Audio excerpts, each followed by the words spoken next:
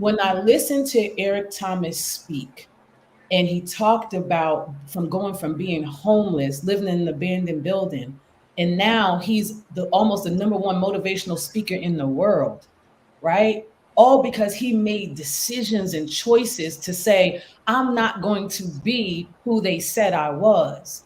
So when I listened to him, he helped me understand that I may be a statistic based upon what they said, but I don't have to be a statistic, Right. right? So that was, he was just amazing when he came into my life, to help me push past some of the things that was holding me back, that lack mentality and mindset. And I would say, lastly, Jamal King, I have never met a man of crazy faith like Jamal King. Jamal King, for those of you who don't know, he calls himself the 9 to 5 millionaire because he used to be a police officer and now turned into a real estate mogul.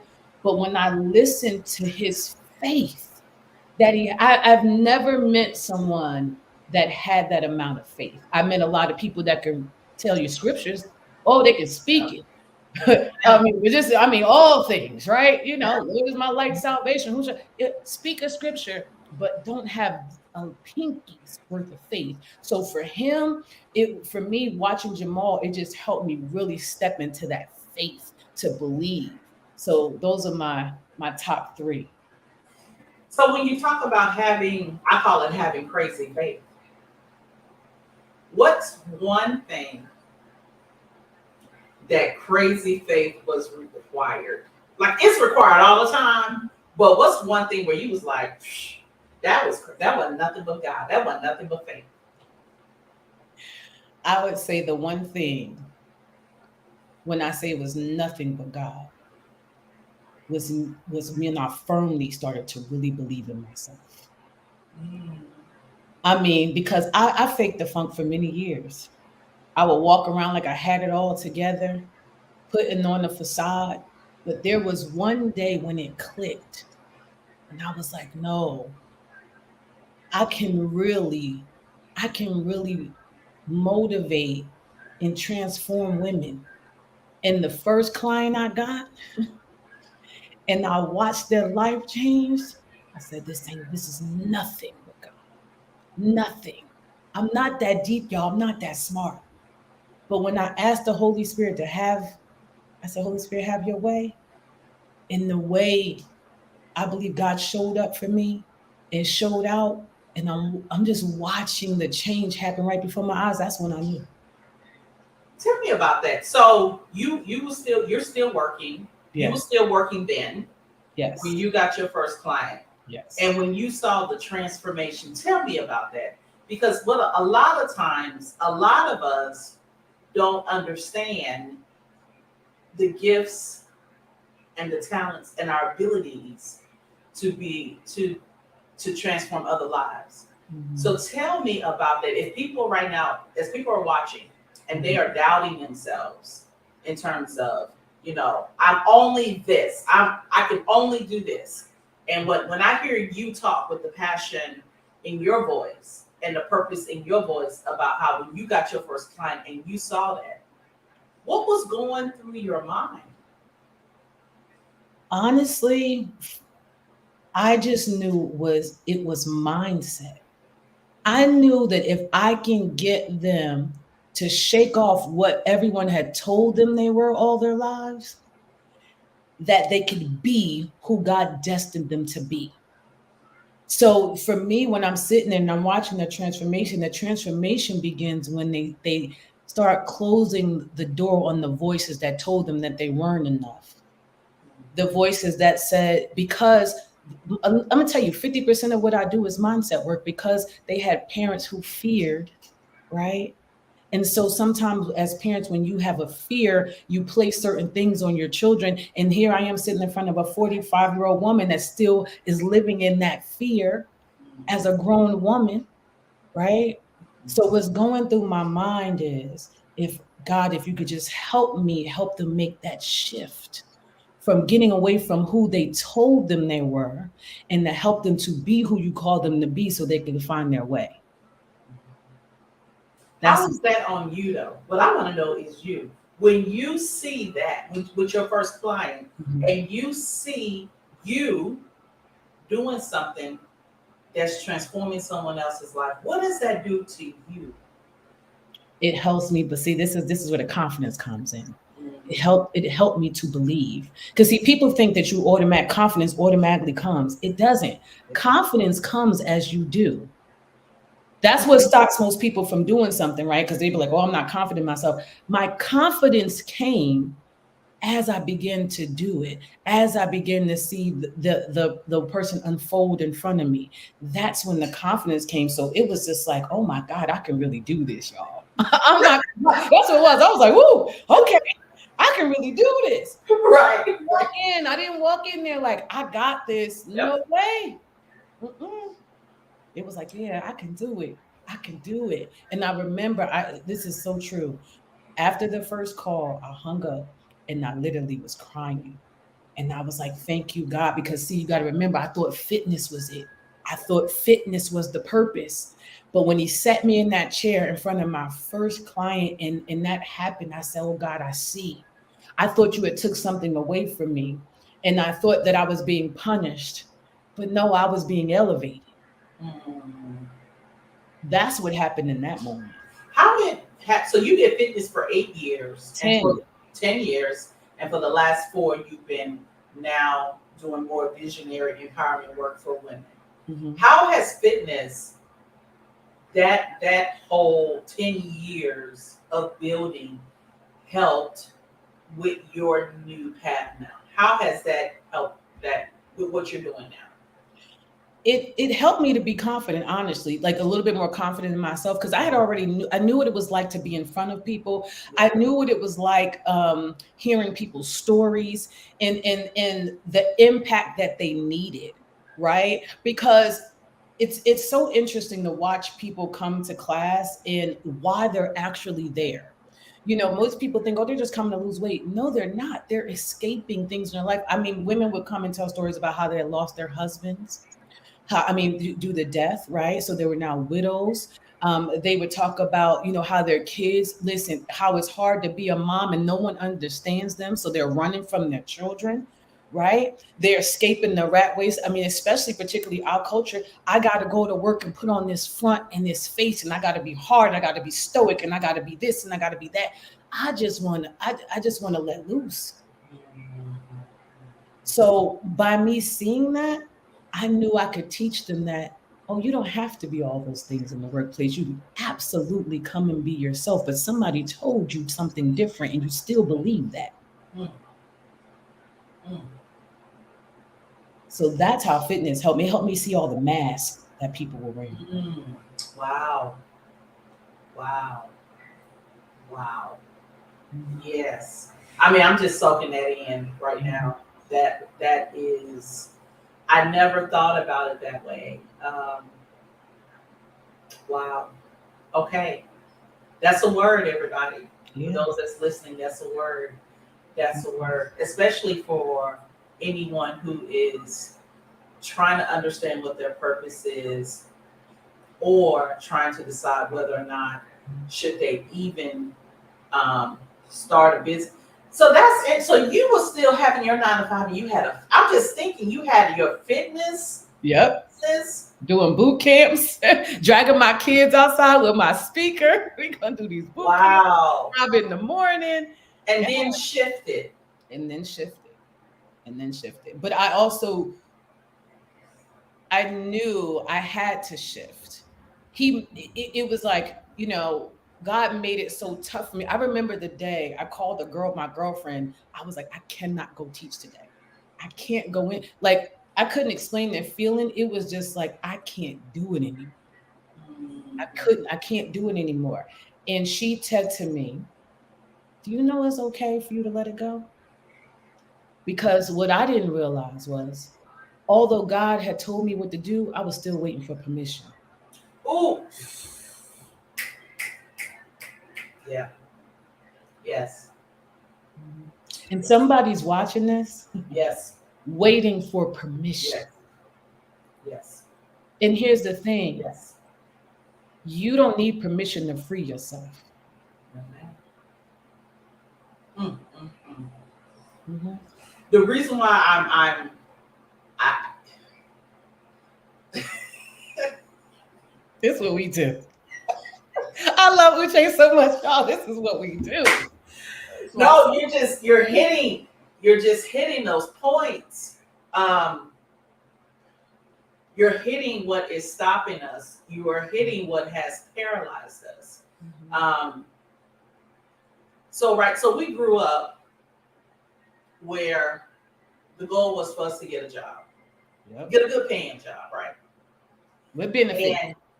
And when we get into the workplace, you're excited, you want to be creative, innovative, but we get our hands tapped. Mm-hmm. So we end up, instead of doing, we end up having to ask for permission. And when you just said that, right, a lot of us are still thinking that we have to ask for permission. And that's it just because that's what's stopping us. Permission to be me. Permission to walk in your calling. And most people do, and that's the other thing too. I find a lot of times that people are mostly in their purpose, they just don't know it. Because it's the thing that you do so naturally and so easily that most people take advantage of, right? And don't even realize you're in your calling. That's right. And they always think it's something big. It has to be something big and grandiose. No, your purpose could be that you walk in a room and you shift the atmosphere. Oof. That's a gift. Yes. If you can walk in a room and shift the atmosphere, you think everybody can do that? Yeah, they do. They do. Yeah, and that's the problem, right? And somebody told them that wasn't a gift, and somebody told them they weren't special. That's right. Meanwhile, there are people dying to have that. What advice would you give everyone who's listening right now that is struggling and they're looking for permission? I mean, they think they need permission. What advice would you give them? The best advice I could ever give someone who's struggling right now is to really, I would say, lean in on what's really the struggle, right? Because most time is perspective. If we can just shift our perspective, then it's going to change things in your life. Because I'll give you a prime example. We talked about it on the live a little bit last night. In 2010, when my son was murdered, my perspective could have been, I lost my son, therefore I lose myself, and I could have lost everyone around me, right? But I decided to shift my perspective and say, okay, you may have taken my son, but you're not going to take the rest of my children. You're not going to take my family. And here's the thing, you're not going to take your spirit. So I'm going to take that and I'm going to live life fuller because of it. You see what I'm saying? So a lot of times it's perspective. And I want to say this, you are entitled to grieve. That's another thing. I want to give you permission to grieve. We don't even know that we can grieve. I want to give you permission to grieve. It's okay to grieve. I grieve my son every day. But I also want you to then make the decision to say, I'm going to take this pain and repurpose it. First, I'm going to heal me. And then with that healing, others will be healed. So you don't have to always go out and do it. The very first thing I did was get healing for me. It's okay. I want to give you permission to pick up the phone and call a grief therapist, right? There's different therapists, right? Permission to go to therapy, permission to go to counseling, right? Start healing yourself and watch as a result of your healing. Because see, it's not the world that you have to start with purpose, it's your home. So heal you and watch your family heal, and then it's going to spread. Let me see if anyone got any comments. So I'm going to be putting it on the screen. Is that your child? That's my baby. That's the 7-year-old. That's my heart center. Let me tell Hey, you, Mom. hey mom, and this is the thing. This is healing. I could cry. This is healing because my son, because I've healed, is one of my biggest supporters because I wasn't afraid to apologize to my kids when I got it wrong. I wasn't afraid to say I didn't know any better. I wasn't afraid to say, you know what, some of the behaviors that I have are behaviors that I inherited from my mother. And here's the thing, I'm not mad at my mother anymore. I healed that because I understand that she inherited from her mother. And guess what? I'm not mad at that anymore because she inherited from her mother. It was slavery. So some of the things that was passed down was to try to keep them safe and to keep them alive. So it wasn't meant to do damage. So sometimes we have to understand that in our healing, right? It's not to say that it was right, but we also have to understand why that was passed down and then do our healing so that then our children can show up for us like this. Ooh. How old is your baby? 17. Wow. Last name McCoy. Come on, McCoy. The real Come McCoy, on, McCoy. as his father would say. No, so Born My guys, it says that's powerful. It absolutely is powerful. Everyone put your comments, let us know what city or state you're coming from. And any questions, just put it in comments, everyone, because this is a great conversation. To be honest with you, we want, this is off. Rick said, I don't need no permission to change my purpose. No, you That's don't. right. Borma says, understand the process. Yeah. And understand it, but also I know it sounds cliche, but truly trust it. And here's the thing, even if you can't trust the process, trust your foundation. Who is your foundation? I will never tell anybody who their God should be. That's not what I'm saying, but trust whoever your foundation is, even if you can't trust the process. When I can't trust the process, I trust God. That's it. That's it. Trust the process. Understand and trust the process. Okay, so we're gonna shift a little bit. So we've already talked about what made you decide to start your business. We coming from a permission-based environment, we need to just let that be because, like you said, we don't need permission to have the freedom that we want to live in our purpose. So, how important is this? You mentioned earlier on, I asked who were 3 influential people. But now I want to ask you, how important is it to get coaches or mentors to help move and shift your business forward? A lot of times we think that we can do this ourselves. So I want to ask you, Coach Bo, Coach Sass, how important is it for us to have coaches or mentors to help us push forward? It's crucial. I'm going to say this. Jesus had 12 disciples for a reason.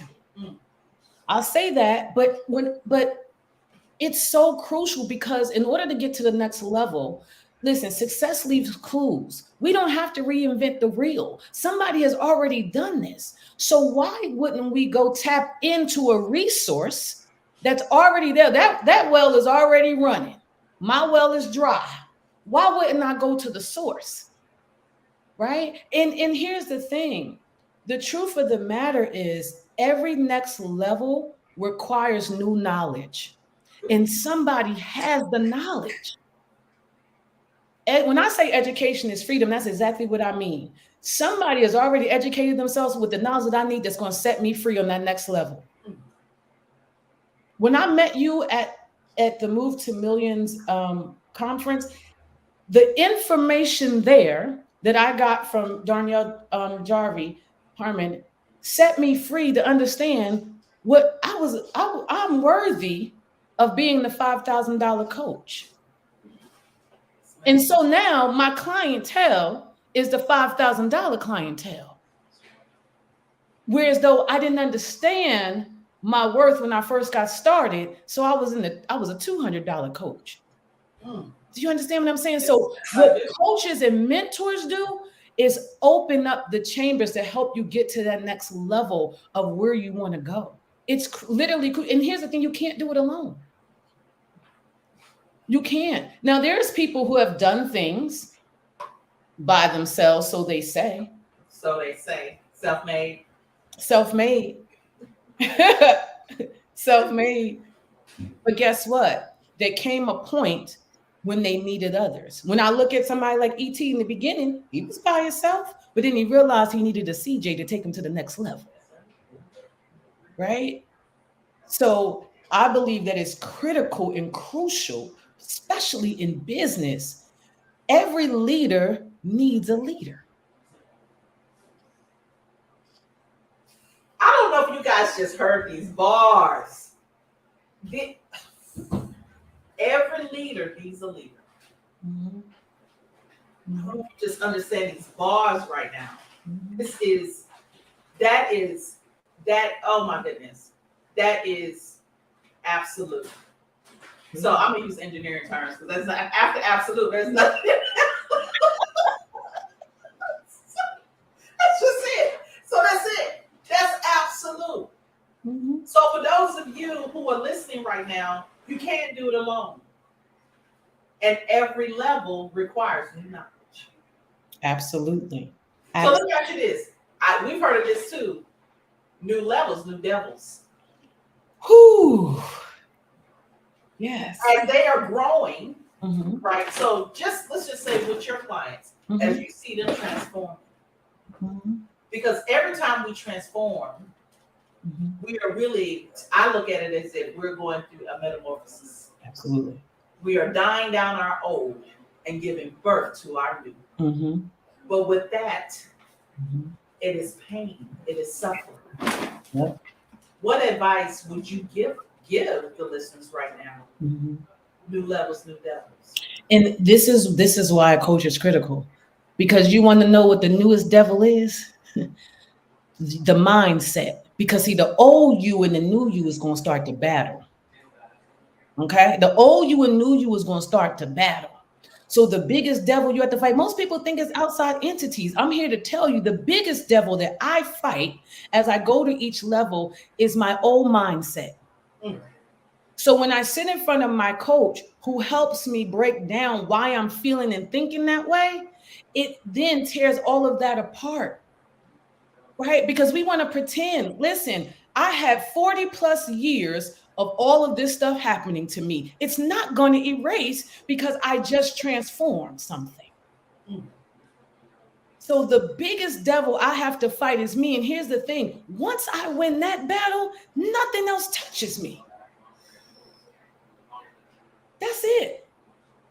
Once you win that battle, nothing else touches you. Okay, you got to break that down, Tamisha. What does that mean? You got to break that Well, down. for me, once I start to, so for example, I'm now going after the $5,000 client, right? I got to start to believe, right? I deserve that client, right? There's a part of me that says, but do you really?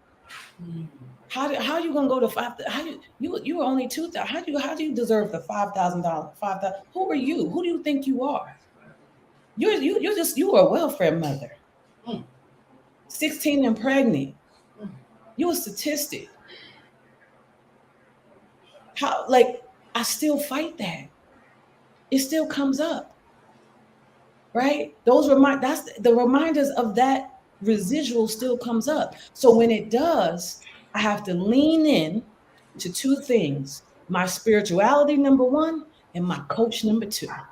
I have to lean in because it's gonna come. And once I've worked through that, and when the people come and say $5,000, because there's a level, right? That's a level.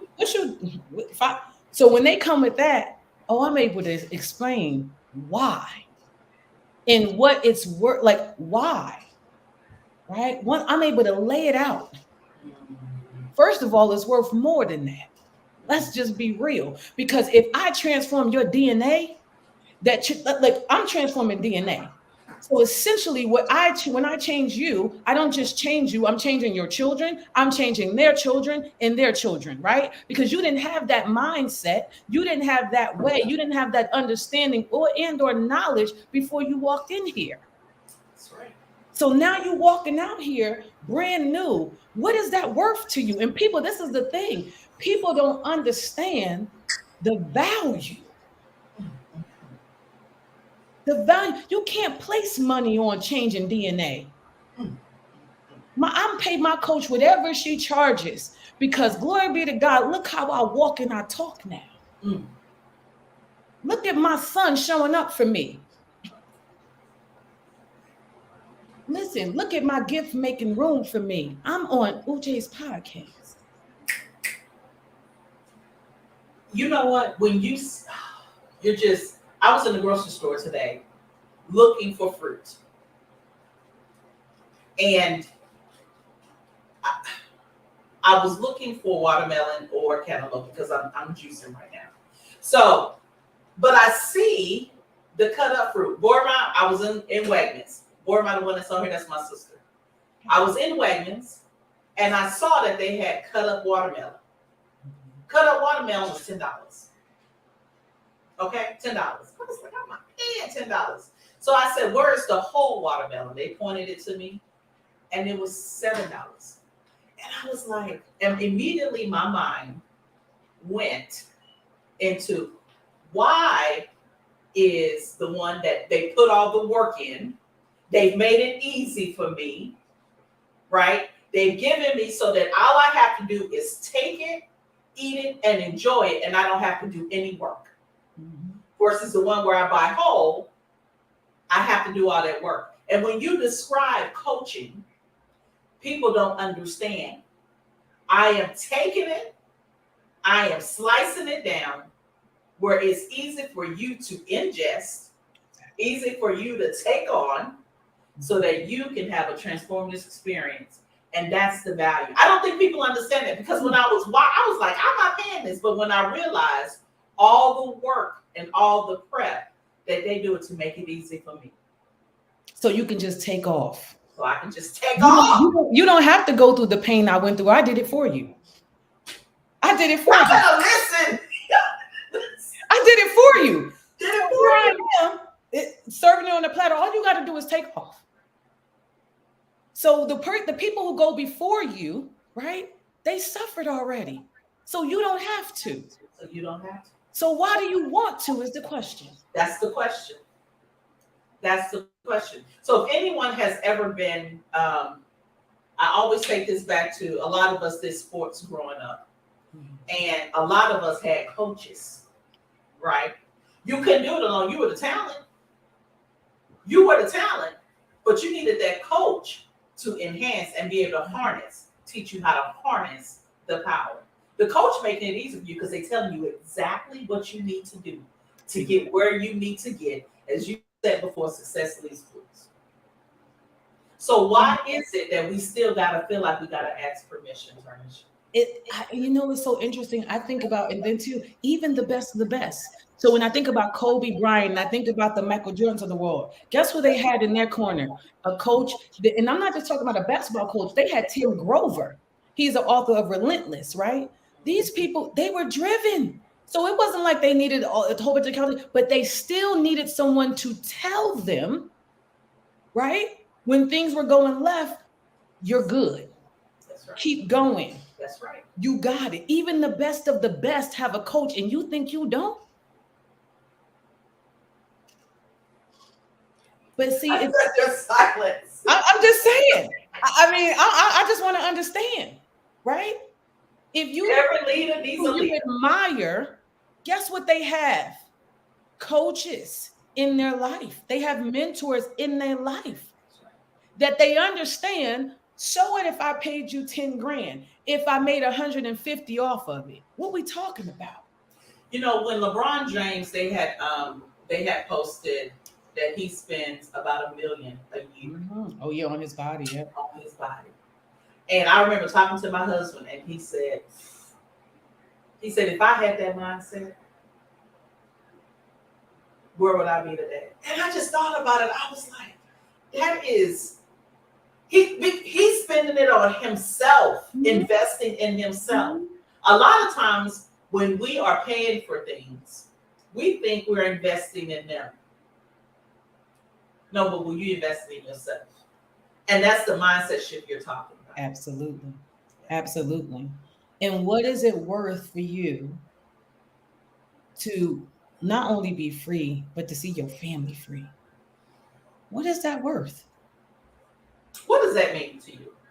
Well, so when I think about freedom, I watch my son now, who's 17, who started his own company with my brother, right? He wants to go into real estate.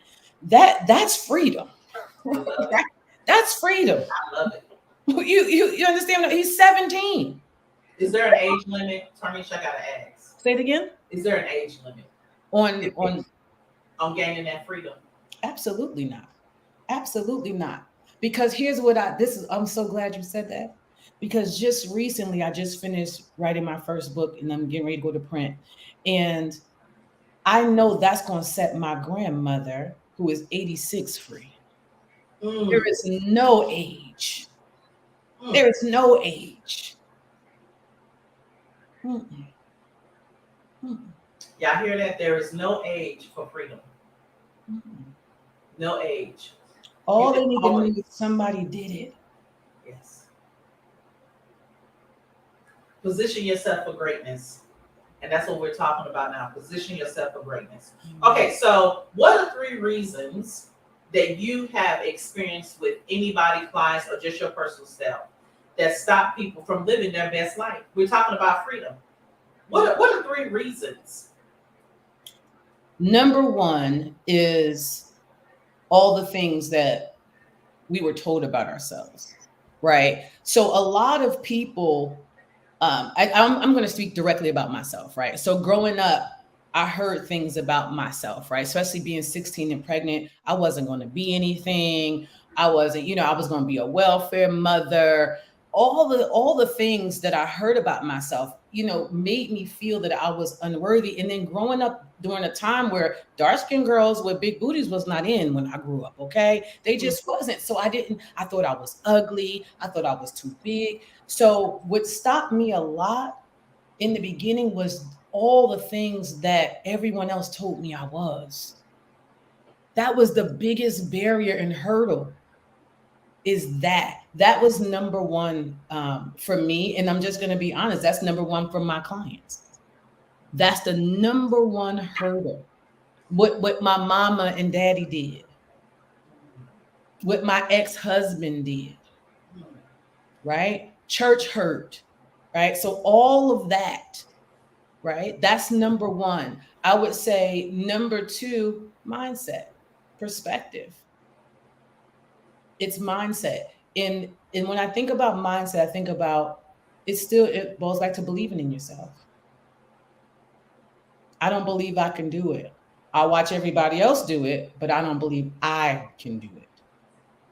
I don't believe I mean, that to me it blows my mind. They'll watch everybody else on social, but and then make excuses as to why they could do it and they can't. Right? So that was number two. And I would say, lastly, fear of failure. What if I take this leap? What if I get on this podcast and tell these people all these things and then none of that happens? What if I stand up and actually start walking in my purpose and it doesn't work out right? Fear. If everyone on here, if you know what your purpose is, put it in comments. Mm-hmm. Put your purpose in comments. Let it be known to the world what your purpose is. If you don't know, this may be the start, the igniter on how you get started. No, seriously, a lot of people are being delivered today. I know that for me, you're putting a word in me. Yeah. It's, when I think about fear of failure, the one thing I wish people would understand is you can never fail. You can never fail. It is only a lesson. You can never fail. I mean, I just wish people would understand that one thing. There is no such thing as failure. It's a lesson. And once you learn it, here's the thing, and apply it, it's done. How will you ever learn if you don't make a mistake? That's how I don't know about you, but when I went to learn division, I had to make some mistakes. I had to get the problem wrong. Yep. But repetition was mastery. So as I began to do it over and over and over again, I mastered division. I mastered multiplication, right? I wasn't a failure because I got it wrong. I just wish as adults we can take those lessons that we learned as kids and use them right now. You're not failing, you're learning. Take what you learned, put it in your toolbox, move forward. Because you're stuck on yesterday. But if I can get you to understand that your past don't matter, but if you just live for today, your tomorrow is going to be better. Take the lesson. Take the lesson, but be here today so that tomorrow can be better. Woo! That's how you get unstuck. Yo, I have to put a yo up in there.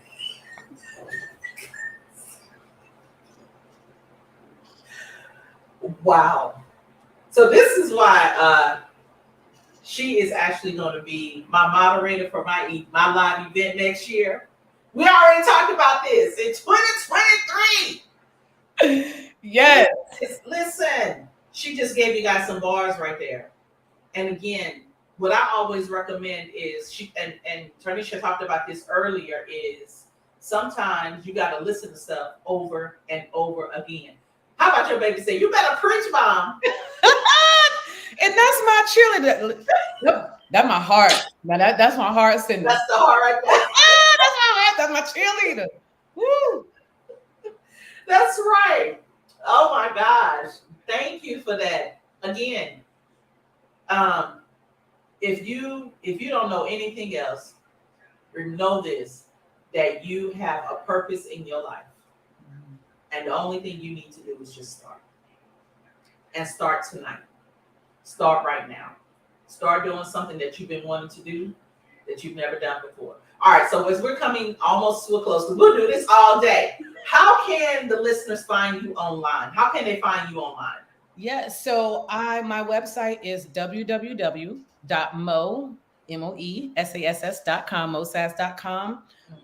You can also always email me, info@mosass.com. I'm also on Instagram and Facebook. Now, Instagram and Facebook, I'm Life Coaching with Sass, just a W. You can find me there. And I'm also on YouTube, Life Coaching with Sass. Same, spelled the same way, just a W. Okay, there you go. There you have it. But definitely you can find her as Mo Sass. Absolutely. Okay. Absolutely. And then that's her website. It's www.mosassfitness.com. No, it's www.mosass.com. Okay. And there, go to that website. You can email me there too. Just send me a message. Has all of her information there. So is there anything else that you would like the listeners to know before we head off? I just want them to know that if I can do it, you can do it. I am no different than you. I said it before and I'll say it again. I'm a statistic. According to all things, I should be nothing. But I'm here. And if I can stand here, then so can you. All it takes is the decision. It's not deep. Just decide that today I'm going to start living for today so that I can have a better tomorrow. And if you start to do that, you watch how a year from now you'll be in a completely different place. That's it. That's all. All right, everyone. Thank you for joining us tonight. We had such an amazing time. Please be sure to reach out to Miss Mo Sass. I love that name. Oh, and I meant to tell you when you mentioned your grandmother's name, my middle name is Josephina. Oh. We think we related, y'all. So everyone have a great night. Yeah. Put your comments in. Please like and share. And we'll see you soon. Bye. Bye.